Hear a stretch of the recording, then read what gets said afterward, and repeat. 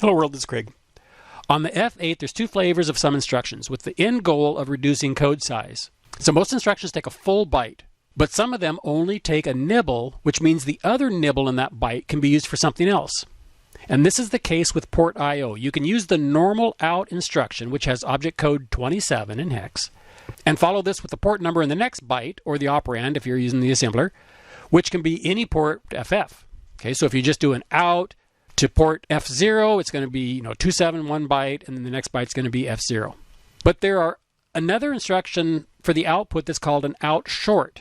Now, out short is a nibble instruction, meaning it only takes 4 bits, and the high nibble in that instruction is set to B, and that leaves the low nibble for the port address.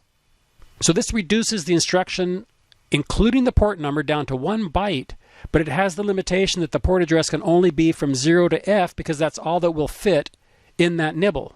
The object code instruction B0 is an output to port 0, B1 is an output to port 1, all the way up to BF, which is an output to port F. Now if you want to go above port F, then you have to use the long instruction.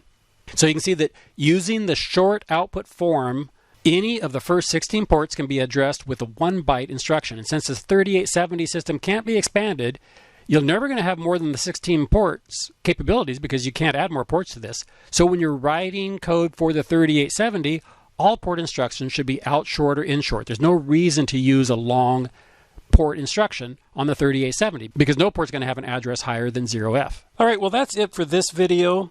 I think made most of the decisions and I've started laying out the schematic. So in the next video we'll take up and we'll look at the schematic and the decisions I made for this real-time clock. As always, I appreciate you watching these videos, and this channel is entirely fueled by likes, subscribes, sharing videos, and engaging comments. I will talk with you later. Thanks for watching. Bye-bye.